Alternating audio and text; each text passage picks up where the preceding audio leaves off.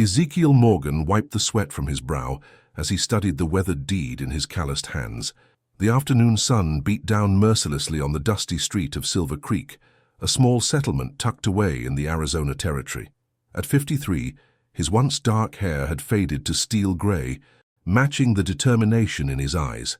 The creases on his sun-weathered face told stories of a life spent under harsh conditions, first as a Union soldier, then as a rancher who'd lost everything in the drought of '89.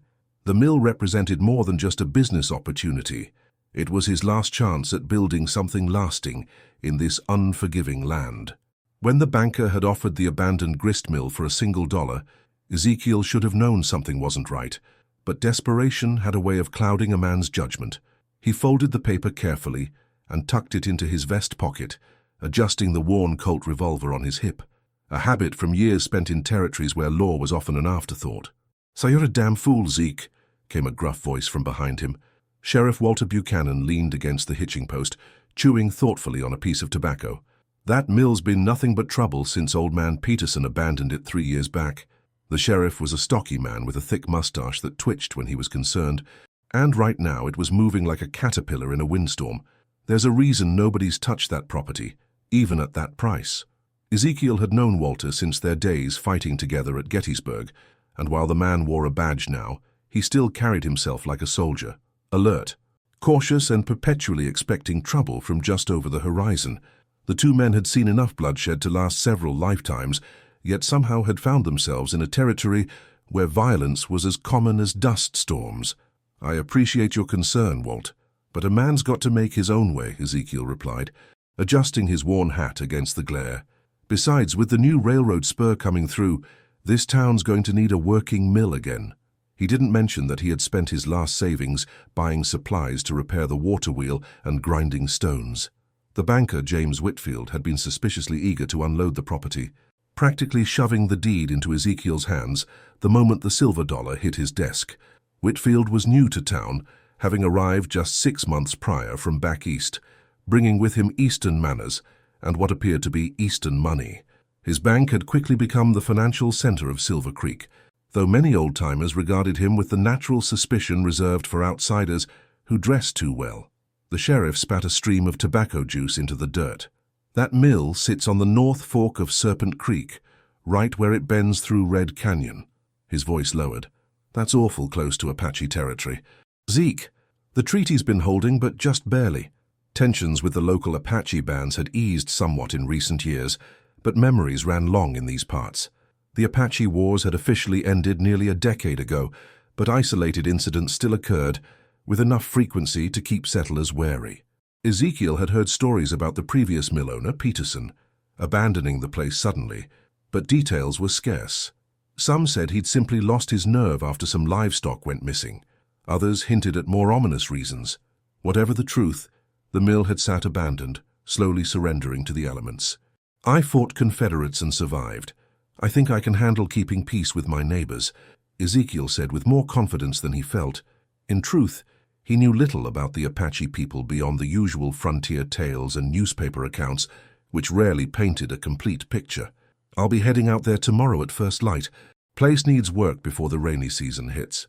The rainy season would bring the creek to life, and if the mill wasn't operational by then, he'd lose precious months of potential income. Time wasn't a luxury he could afford, not with his funds dwindling faster than water in desert sand. He'd sunk everything into this opportunity, convinced that the mill's strategic location would make it profitable once restored. Sheriff Buchanan straightened up, adjusting his gun belt with practiced ease. "Well, since you're set on this foolishness, I'll ride out with you tomorrow. Been meaning to patrol that area anyway." His tone made it clear this was no casual offer. But Ezekiel wasn't about to refuse an extra gun, especially one attached to the law. The sheriff had a reputation for fairness that extended even to dealings with the native tribes in the region. If anyone could help navigate potential tensions, it would be Walt. "Meet me at the office at dawn, and Zeke," he added, his expression growing serious, "bring extra ammunition." With that parting advice, the sheriff walked away, leaving Ezekiel with a growing sense of unease about his bargain-priced mill. That evening, Ezekiel sat in the corner of the Silver Nugget Saloon, nursing a whiskey and listening to the scattered conversations around him. The place was moderately busy, filled with the usual mix of miners, cowboys, and local merchants unwinding after a day's work. The piano player tapped out a jaunty tune that struggled to rise above the din of clinking glasses and boisterous laughter. Ezekiel had hoped to overhear anything about the mill that might explain the sheriff's concerns, but so far the only topic dominating conversation was the upcoming cattle drive and rumors about the railroad's progress. He was about to give up when a shadow fell across his table, and he looked up to see Sarah Peterson, daughter of the mill's previous owner. "Mr. Morgan," she said, her voice barely audible above the saloon noise, "I heard you purchased my father's property." Sarah was in her late 20s, with auburn hair pulled back in a practical bun, and eyes that held a wary intelligence. She'd taken over running the town's only boarding house after her father's disappearance, maintaining a respectable if modest living. Without waiting for an invitation, she slid into the chair across from him, her movements quick and nervous as if she feared being observed. "There are things you should know before you go out there." Her fingers played anxiously with a small silver locket around her neck, a gesture that immediately put Ezekiel on alert. Whatever she had to say, it clearly caused her distress. Ezekiel leaned forward, suddenly very interested. "I'm all ears, Miss Peterson. Your father left rather suddenly, from what I understand." He kept his voice casual, not wanting to spook her, but his mind was racing with possibilities. Sarah glanced around the saloon before continuing, confirming his suspicion that whatever she had to share wasn't meant for public consumption. The din of the saloon provided some privacy, but she still leaned closer, forcing him to do the same. Her perfume, subtle and floral, momentarily distracted him from the gravity of her expression. It had been a long time since Ezekiel had been this close to a woman, not since his wife had passed from fever 5 years earlier. "My father didn't just abandon that mill, Mr. Morgan. He fled." Her words came out in a rushed whisper. "That land, it sits on sacred ground. The Apache consider the spring that feeds the mill stream to be a holy place." Her fingers tightened around the locket. "Father tried to respect their ways, even hired some of their men to help with the milling, but then things started happening. Warnings at first." She swallowed hard. Dead animals left near the water wheel, strange markings on the doors. Ezekiel had heard of such things, warnings from tribes when sacred boundaries were crossed. Most settlers dismissed such accounts as superstition or justification for violence, but Ezekiel had seen enough of the world to know that different peoples had different ways, all worthy of some respect. "What kind of sacred ground?" Ezekiel asked, his whiskey forgotten. "Did your father try to negotiate?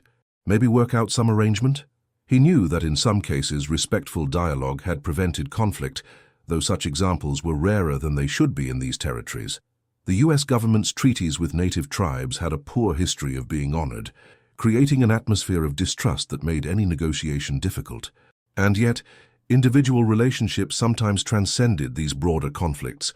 He wondered if such a path might still be open to him, especially if the previous owner had made some inroads before whatever incident had driven him away.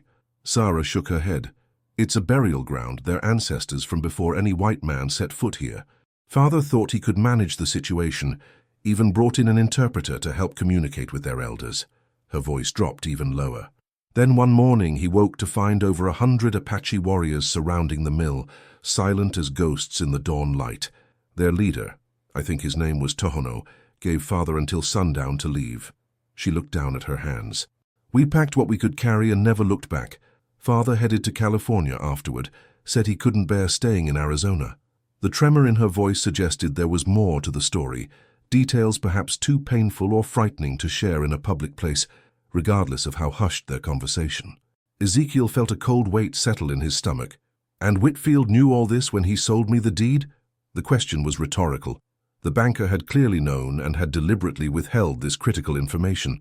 Such deception wasn't just dishonorable, it could be deadly. Ezekiel had spent his last dollar on a property that came with complications no reasonable man would willingly accept. His mind raced through options, none of them particularly appealing. He could try to get his money back, though that seemed unlikely given Whitfield's character.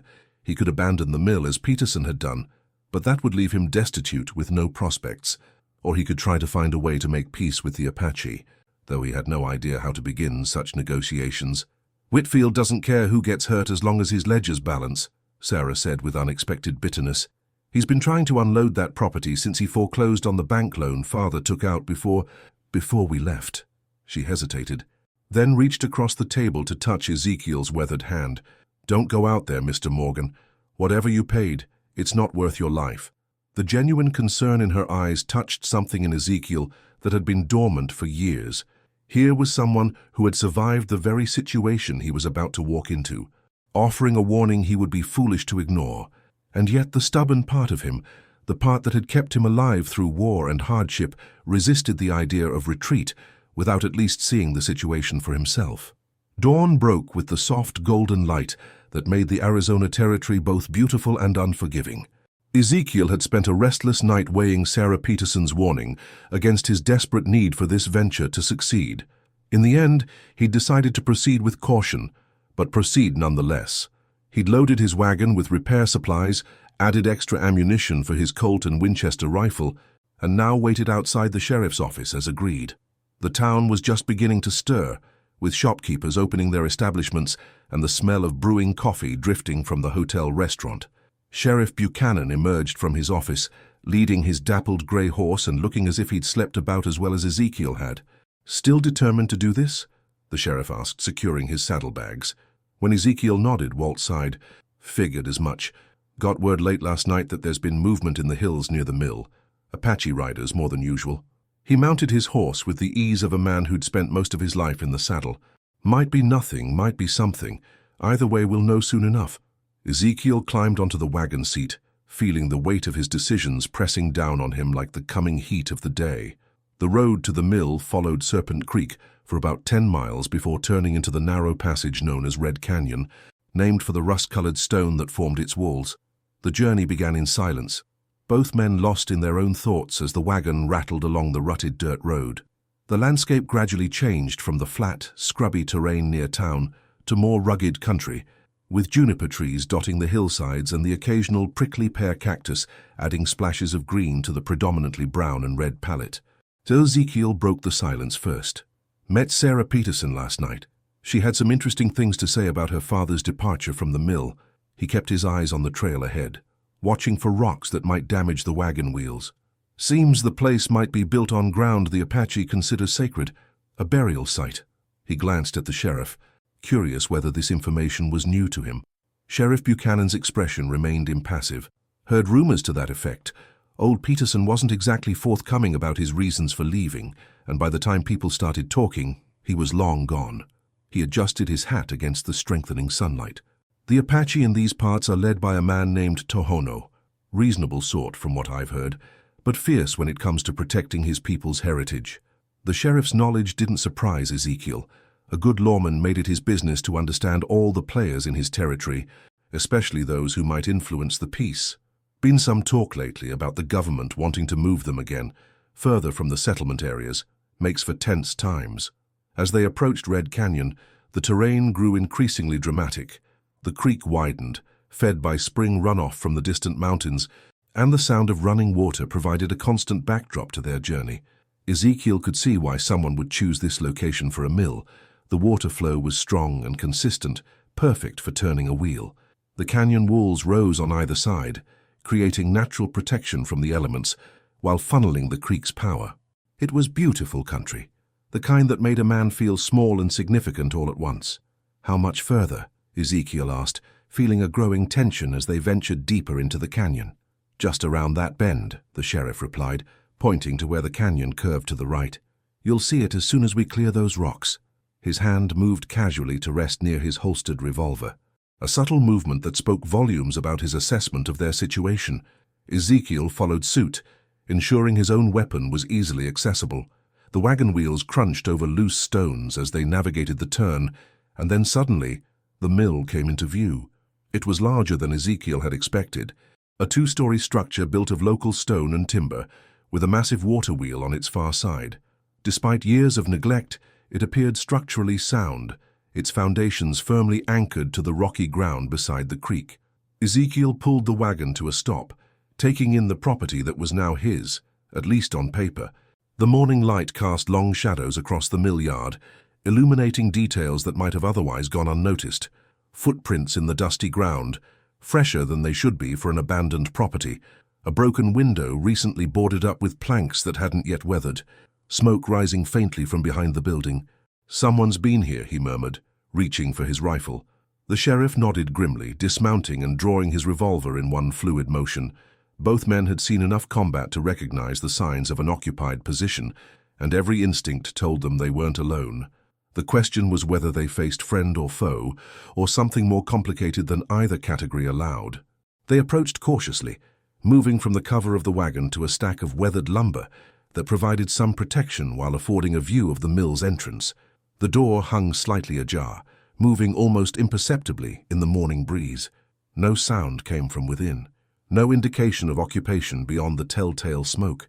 "Hello, the mill," Sheriff Buchanan called out, his voice echoing off the canyon walls. "This is Sheriff Buchanan from Silver Creek. We're coming in peaceful-like."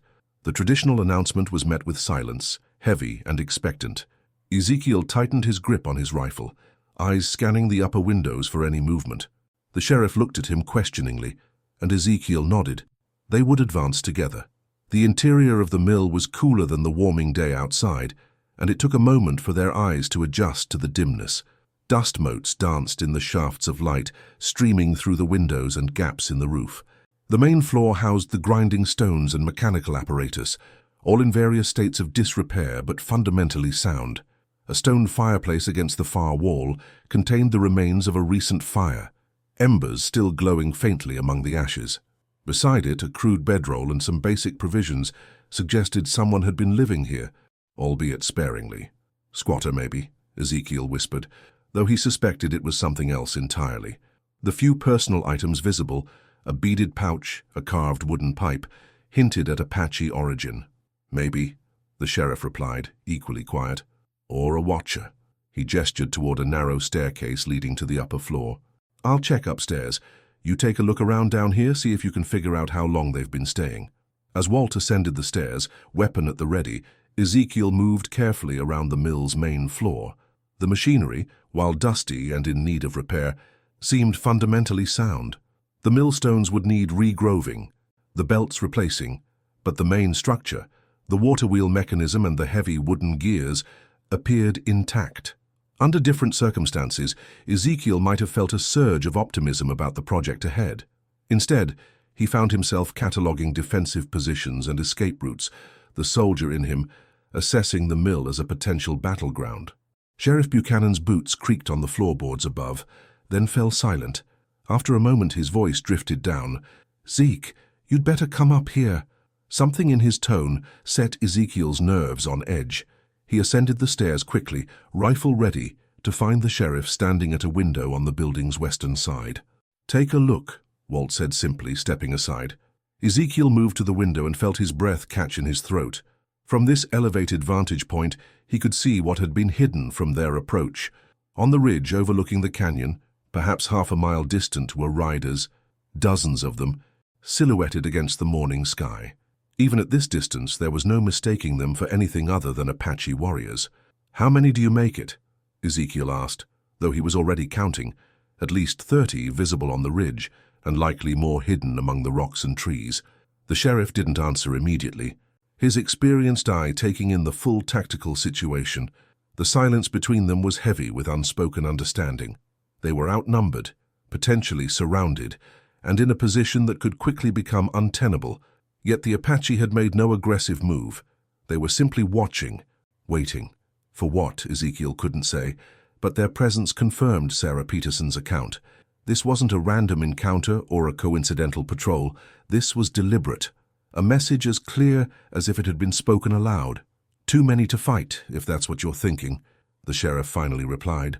"But they haven't attacked, which means they're either waiting for something or someone's told them to hold back." He moved away from the window, his expression thoughtful. "We need to talk to them, Zeke. Find out what they want." Ezekiel nodded slowly, understanding the logic but wary of the risk. Attempting communication could be seen as either a sign of respect or weakness, depending on how it was perceived. And neither of them spoke Apache languages, which complicated matters further. The wrong word, the wrong gesture, could escalate an already tense situation into something neither of them might survive. "And if what they want is for us to leave, like they wanted Peterson to leave?" Ezekiel asked, already knowing the answer, but needing to hear it spoken.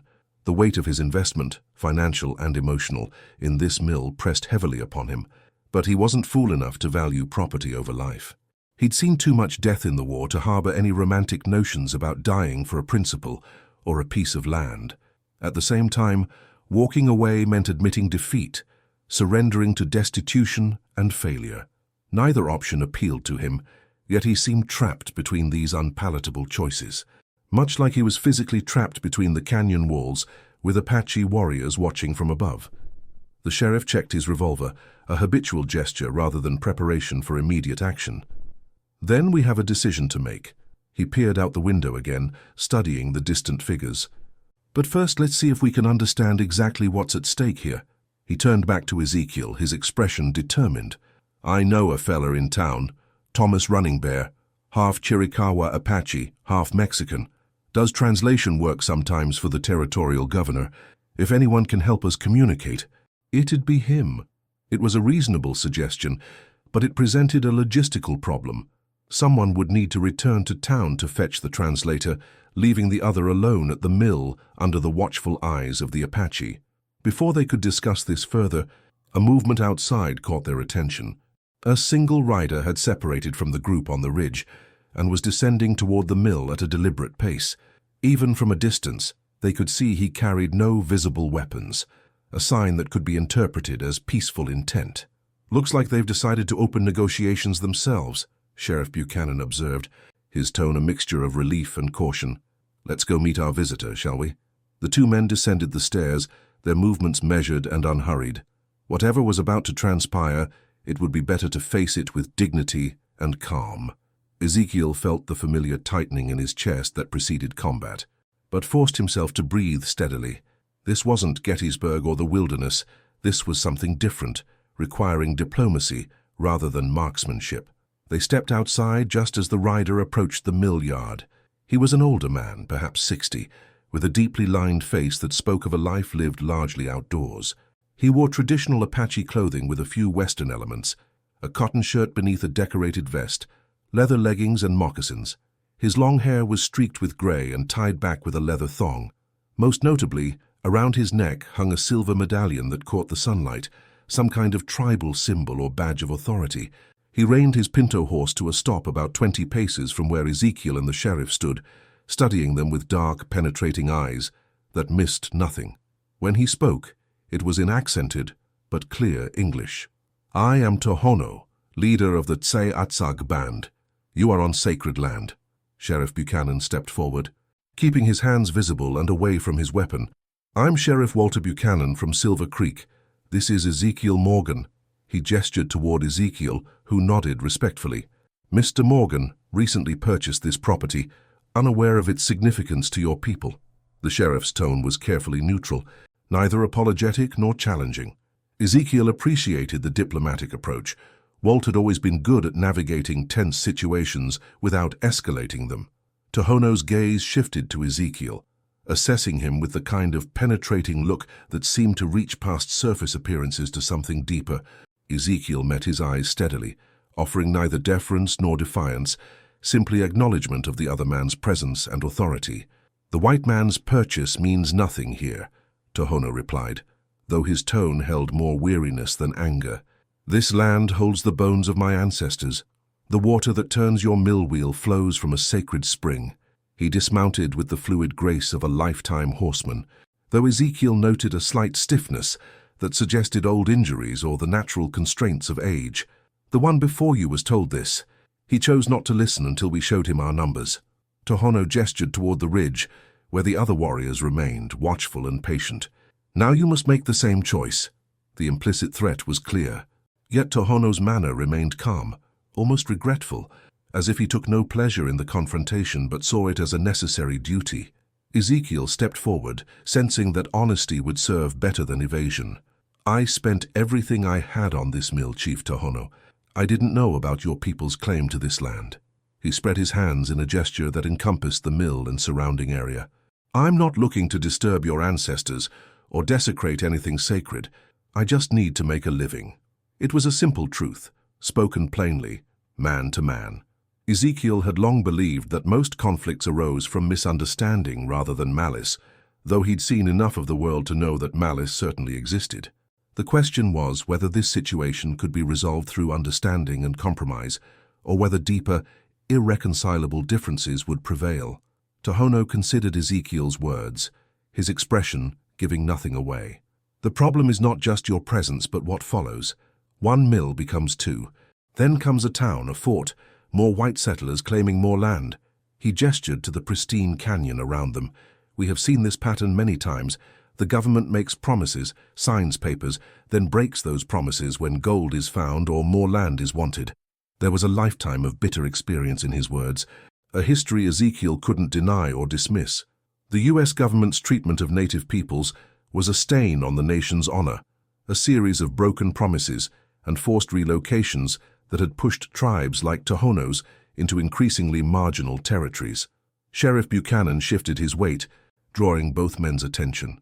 Perhaps there's a way forward that respects both needs, he suggested cautiously. The mill's been here for years already. Seems like there might be a way to operate it that doesn't disturb the sacred sites. It was a diplomatic offering, though Ezekiel wondered if such a compromise was truly possible. The very presence of the mill, with its constant activity and the people it would attract, might be viewed as an intrusion, regardless of how carefully it was managed. And yet, if there was even a small chance of finding common ground, it was worth exploring. The alternative, armed conflict, would benefit no one, especially given the odds they faced. Tohono's expression remained impassive, but something flickered in his eyes, perhaps interest, perhaps skepticism. What do you propose? The question was directed at both of them, an opening, however small, in what had seemed an impenetrable barrier. Ezekiel felt a surge of cautious hope. If Tohono was willing to listen, there might be a path forward that didn't end in bloodshed or financial ruin. The challenge would be finding terms acceptable to both sides, a delicate negotiation across cultural divides that had rarely been bridged successfully in the past. But standing there in the shadow of the mill, with Apache warriors watching from the ridge and his life's last investment hanging in the balance, Ezekiel felt a determination to try. First, I'd like to understand exactly what makes this place sacred to your people, Ezekiel said, choosing his words carefully. Not to challenge its importance, but to ensure I don't unknowingly disrespect it. He gestured toward the creek. If the issue is the water or specific burial locations, perhaps we can establish boundaries, areas that would remain untouched.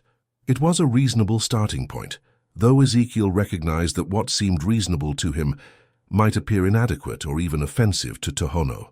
Different cultures held different values, viewed land and resources through different lenses. What seemed like an empty hillside to a settler might be hallowed ground to the Apache, invisible boundaries that were nonetheless deeply significant. Tohono was silent for a long moment, his gaze moving from Ezekiel to the mill and then to the surrounding landscape, as if considering how to translate concepts that might not have direct equivalents in English. The spring that feeds this creek emerges from the earth half a mile upstream, he finally said. It is a gateway between worlds, where our ancestors speak to the living through the water's voice. He pointed to a cluster of large boulders on the eastern slope of the canyon. There lie the remains of great chiefs from before the Spanish came, and there, he indicated a flat area near the creek, we hold ceremonies when the moon is full. His explanation was simplified but clear, mapping out a sacred geography invisible to outsiders, but fundamental to his people's spiritual practices. Sheriff Buchanan nodded thoughtfully. Seems like the mill itself isn't directly on any of those sites. He looked to Tohono for confirmation. Would it be possible to establish clear boundaries? Areas where Mr. Morgan and his workers would never go, especially during your ceremonies? It was a practical suggestion. Though all three men likely recognized the complexity of enforcing such an arrangement, trust would be essential, yet trust between settlers and native tribes was in short supply throughout the territories. Too many agreements had been broken, too many misunderstandings had erupted into violence. Still, the sheriff's proposal offered a starting point, a framework for potential coexistence rather than inevitable conflict. Perhaps, Tohono conceded, though his tone suggested significant reservations, but there is another matter. The mill changes the flow of the creek. The sacred waters are disturbed. He gestured toward the water wheel mechanism. This affects the spirit of the place, the voices our shamans must hear. This concern was more challenging to address. The very function of the mill depended on harnessing the creek's flow, diverting it through the wheel before returning it to its natural course. Without this diversion, there could be no mill, no grinding of grain, no livelihood for Ezekiel. It seemed they had reached a fundamental impasse, a conflict of needs that might not be reconcilable through simple boundary setting or mutual respect. Ezekiel felt the weight of the moment pressing down on him. He had sunk everything into this venture, his last chance at building something after years of setbacks and losses, and yet he couldn't dismiss Tohono's concerns as superstition or inconvenience. The Apache leader's words carried the authority of generations, a connection to this land that predated any legal deed or government treaty. What if, Ezekiel began slowly, an idea forming as he spoke, what if the mill only operated at certain times, leaving the creek undisturbed during your ceremonies and other significant days? It was a compromise that would limit the mill's productivity, but might allow it to operate profitably enough while respecting the Apache's spiritual needs. Tohono considered this proposal, his expression thoughtful. It would need to be more than just ceremony days. The moon cycle, the changing seasons, these affect when our ancestors speak. He paused, seemingly weighing something in his mind before continuing. There is another possibility.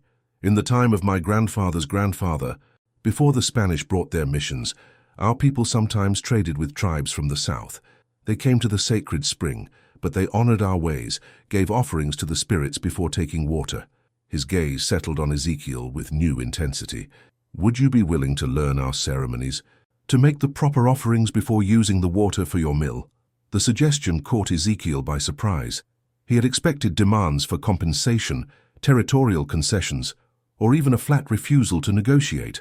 Instead, Tohono was offering cultural integration, a sharing of spiritual practices that would, in the Apache worldview, maintain the proper relationship between humans and the sacred landscape. It was not a small thing being proposed. Participation in another culture's religious ceremonies required a level of respect and commitment beyond mere tolerance. I would, Ezekiel found himself saying, the words emerging before he had fully processed their implications. If you're willing to teach me, I'm willing to learn. He meant it too, though he recognized the path ahead would be challenging in ways he couldn't yet fully comprehend. Sheriff Buchanan looked between the two men, clearly surprised by this turn in the negotiations, but wisely choosing not to intervene. Tohono studied Ezekiel's face, searching for sincerity or deception. Whatever he saw seemed to satisfy him, at least provisionally. We will begin with a council. You will meet with our elders, and they will judge whether your heart is true. He remounted his horse with deliberate movements. Return here in 3 days. Come alone. With that instruction, he turned his mount and rode back toward the ridge where his warriors waited, leaving Ezekiel and the sheriff to contemplate this unexpected development. As Tohono's figure grew smaller with distance, Sheriff Buchanan turned to Ezekiel, his expression a mixture of concern and reluctant admiration. You realize what you're getting yourself into, Zeke? The army won't like whites participating in native ceremonies, could cause problems with the territorial authorities. It was a valid concern. The government's policy toward native religious practices ranged from discouraged to actively suppressed, part of the broader effort to civilize the tribes through cultural assimilation. A white man openly engaging in Apache spiritual practices would raise eyebrows at best, provoke official censure at worst. Yet another complication in an already complex situation, another risk to weigh against the potential reward of making the mill viable. I'm not sure I have much choice, Walt, Ezekiel replied, watching as Tohono rejoined his warriors on the ridge. One by one, they turned their horses and disappeared over the horizon, leaving no trace of their presence, save for the dust settling in the morning air. Besides, seems to me there's been enough taking from these people. Maybe it's time someone tried to understand instead. He meant what he said, though he harbored no illusions about the difficulties ahead. Learning Apache ceremonies would be challenging enough. Navigating the social and political ramifications among both natives and settlers would be equally demanding. Yet something about the interaction with Tohono had resonated with Ezekiel, awakening a curiosity and respect that transcended mere practical necessity. They spent the remainder of the day examining the mill more thoroughly, assessing repairs, and making notes about supplies needed. The water wheel would need the most work. Several paddles were rotted through, and the axle showed signs of wear that would only worsen with use. Inside, the grinding stones were in better condition than expected, needing mainly cleaning and regrooving to function properly. By late afternoon, Ezekiel had a comprehensive list of repairs and a rough estimate of costs. Despite the morning's tension and the uncertain path forward, he felt a growing sense of purpose. This mill, with all its complications and challenges, represented more than just economic survival. It offered a chance to build something meaningful, perhaps even to bridge divides that had long seemed insurmountable. The return journey to Silver Creek was quieter than their outbound trip. Both men lost in thought about the day's events and their implications. The sun was setting by the time they reached town, painting the western sky in brilliant oranges and purples that gradually deepened to indigo. Ezekiel pulled the wagon to a stop outside the sheriff's office. "I appreciate your company today, Walt. Things might have gone very differently without you there." The sheriff dismounted, tying his horse to the hitching post before turning to face Ezekiel. His expression was serious, the fading light accentuating the lines of concern around his eyes. They had known each other long enough that words weren't always necessary, but some things needed saying nonetheless. "Just be careful, Zeke," Sheriff Buchanan said finally. "Tohono seems reasonable enough, but there are factions among the Apache just like anywhere else. Not all of them may share his willingness to find middle ground." He adjusted his hat, a habitual gesture when he was thinking. "And there'll be plenty of folks in town who won't understand what you're doing, might even see it as betrayal of some kind." It was a sobering reminder of the precarious position Ezekiel was placing himself in, potentially caught between two worlds, possibly trusted by neither. Yet the alternative, walking away from his investment, from this unexpected opportunity to build something unique, seemed equally untenable. Sometimes the right path was neither easy nor safe, but it was right nonetheless. Ezekiel nodded, acknowledging the warning without being deterred by it. "I'll proceed with caution, but I am proceeding." He gathered the wagon reins, preparing to head toward the livery stable, where he had arranged to board his team during his stay in Silver Creek. "See you in a few days, Walt. I've got some studying to do before I meet those elders."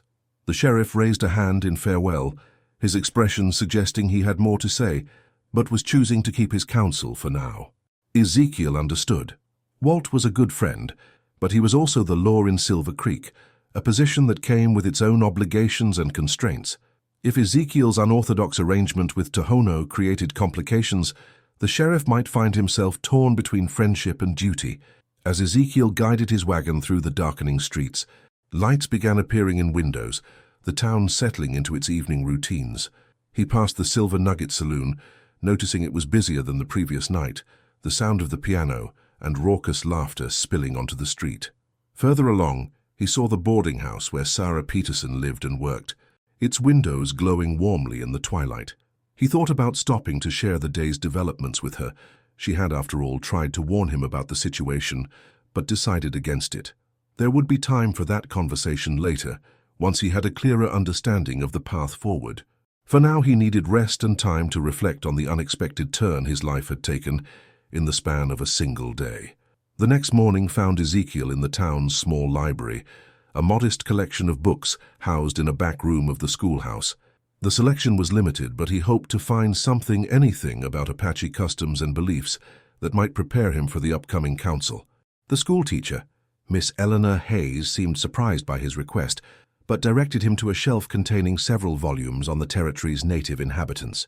Most were written from a distinctly settler perspective, focusing on military conflicts or anthropological curiosities, rather than providing genuine insight into Apache spirituality.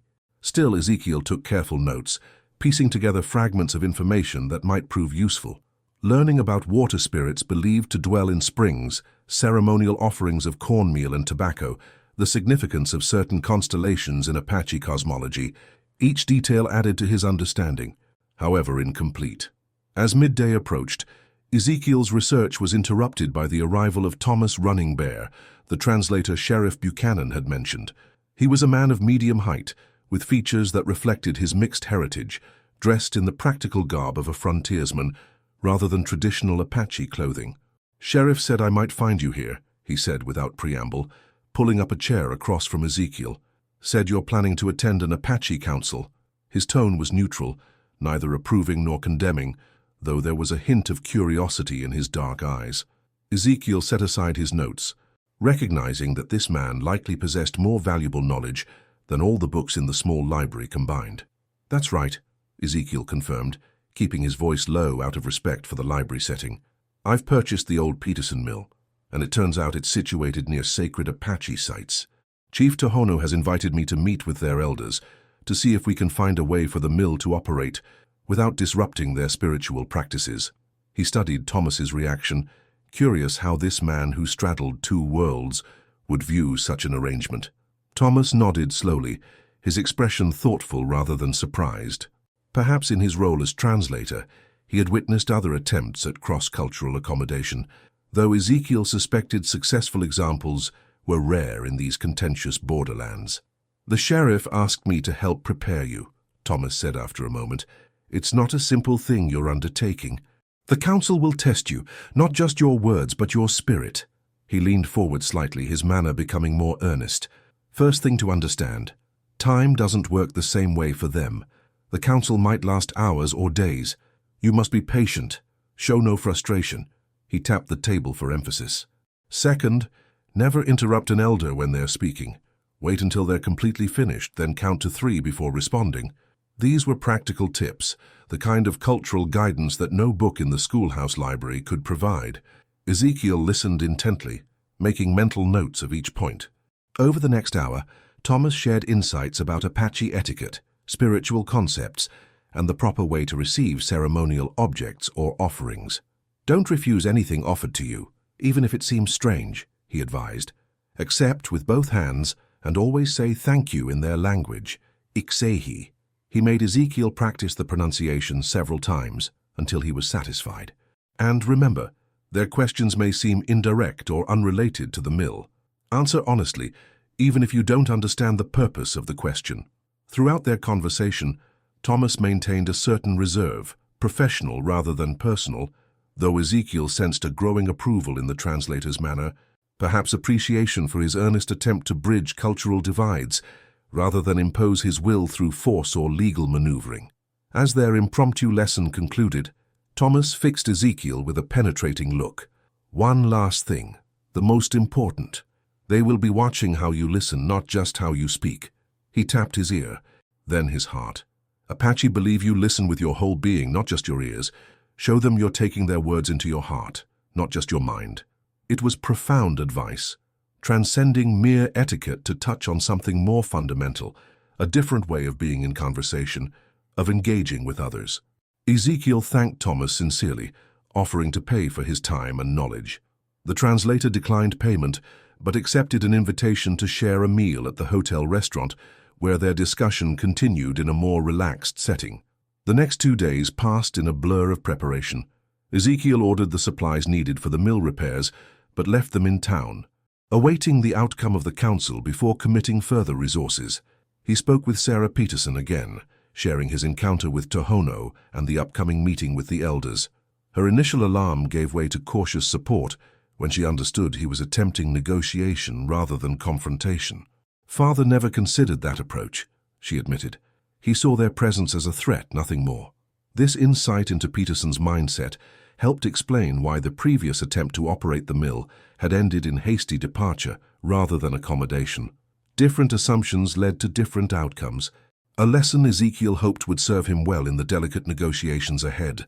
The morning of the council dawned clear and cool, with a crispness to the air that hinted at the approaching autumn. Ezekiel rose before sunrise, preparing himself physically and mentally for whatever lay ahead.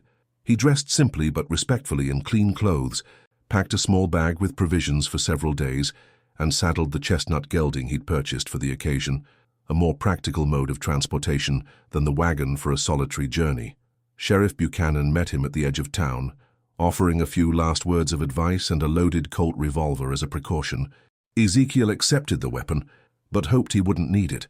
Arriving armed might send the wrong message, yet traveling unarmed through territory where both natural predators and human bandits posed threats would be foolhardy. The journey to the mill passed uneventfully, the terrain now familiar from his previous visit.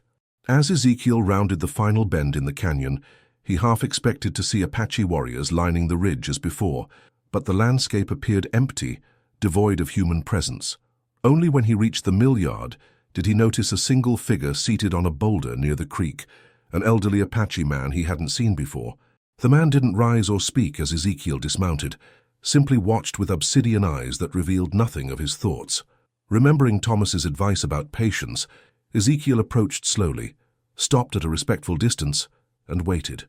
The silence stretched between them, broken only by the murmur of the creek and the occasional call of a bird high in the canyon.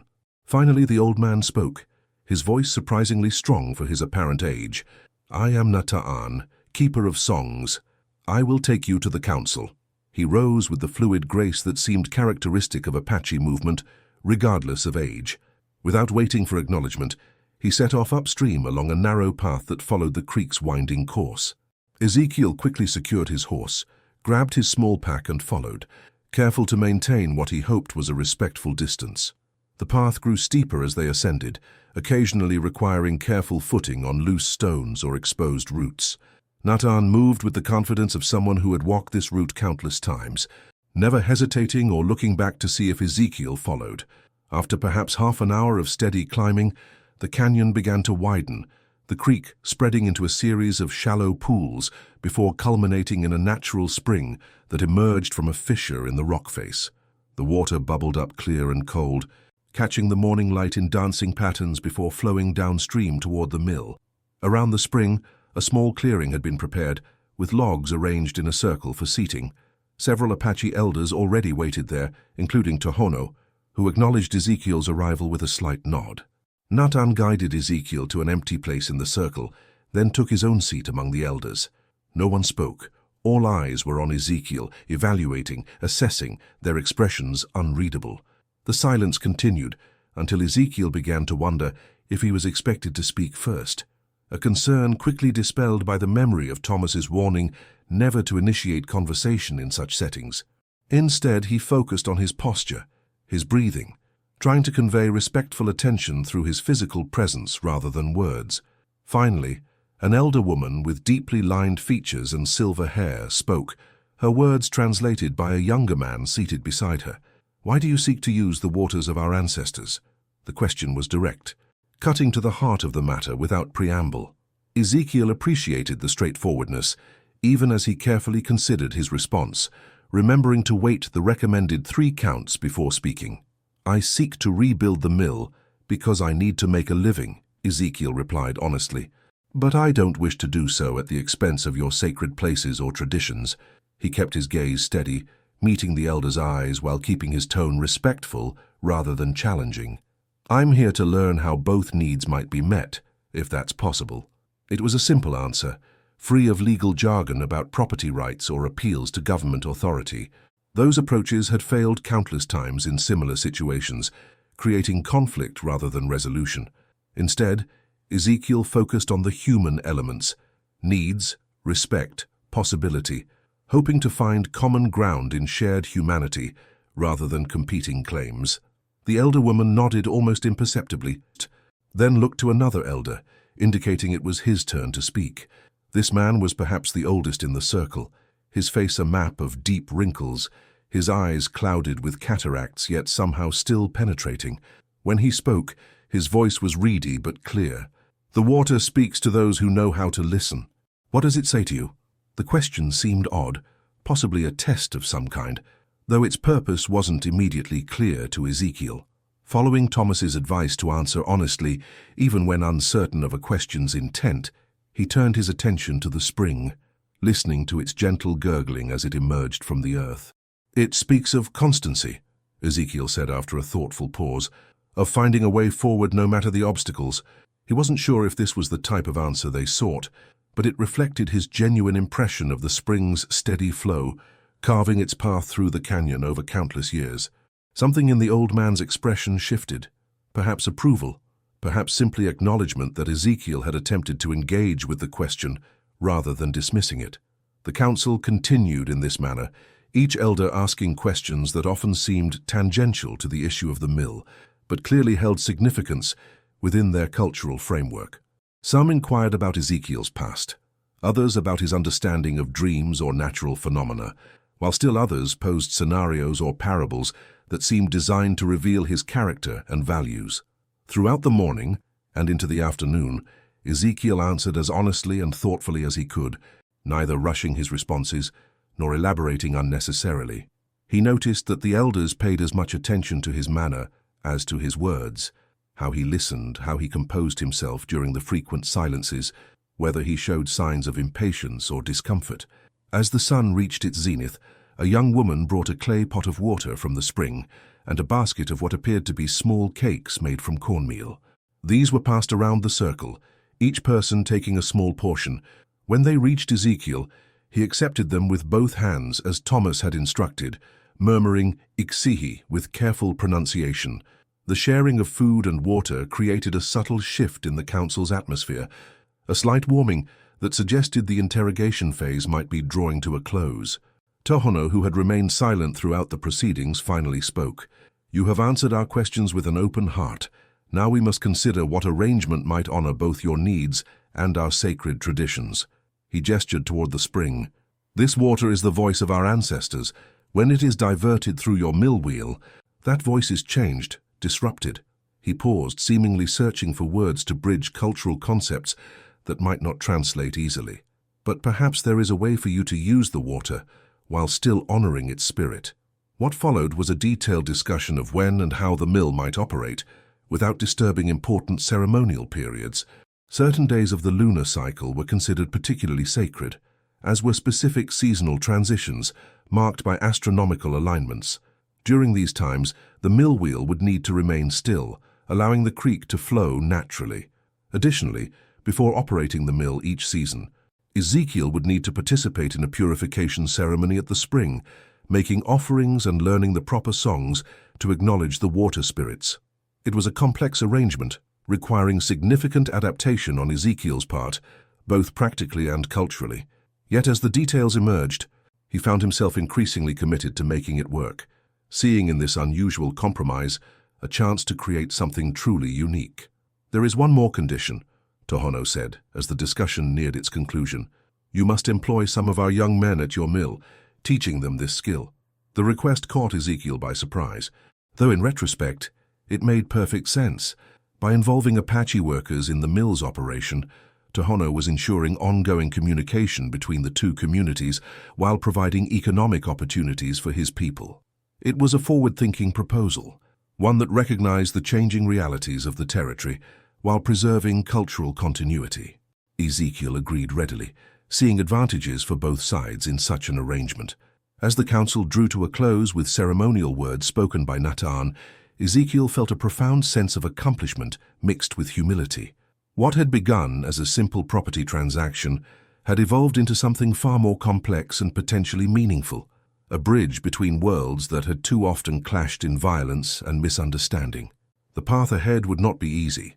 Skeptics and critics would emerge from both communities, but standing there beside the sacred spring, with the elders' approval manifested in subtle nods and the sharing of a final ceremonial pipe, Ezekiel knew he had made the right choice. Some opportunities were measured not just in dollars and cents, but in the chance to build something that transcended ordinary boundaries. The return journey to the mill was made in companionable silence, Nataan leading the way as before, but with a more relaxed demeanor now that the formal council had concluded. When they reached the mill yard, Ezekiel found his horse undisturbed and 3 young Apache men waiting beside a small fire. Tohono, who had accompanied them down from the spring, made introductions. These would be Ezekiel's workers and cultural guides, ensuring that both the practical operation of the mill and the spiritual protocols were properly maintained. Each man offered a hand in the Western manner, though their eyes still held traces of wariness. Trust would take time to build, but this was a beginning, tentative yet promising. As dusk approached, Tohono and the others departed, leaving Ezekiel alone at the mill that had become the center of this unexpected cultural intersection. He stood in the doorway, watching the shadows lengthen across the canyon floor, thinking about the journey that had brought him here and the path that lay ahead. Tomorrow he would return to Silver Creek to collect his supplies and prepare for the repairs that would bring the mill back to life. There would be explanations to give, skepticism to face, and practical challenges to overcome.